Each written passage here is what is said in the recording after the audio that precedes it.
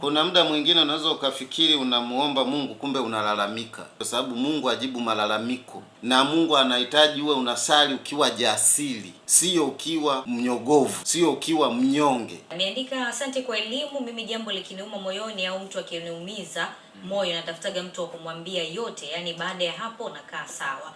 Lakini Shedrack wa Buza, Dar es Salaam ameandika, mimi huwa najikuta nina hasira sana na jazba, naomba msaada wako mtaalam.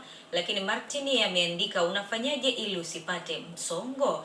Mwingine ameandika, mimi nina changamoto, kila nikiambiwa jambo baya, mfano mtu ananidai akiniambia tu kama sina hela, pressure inapanda.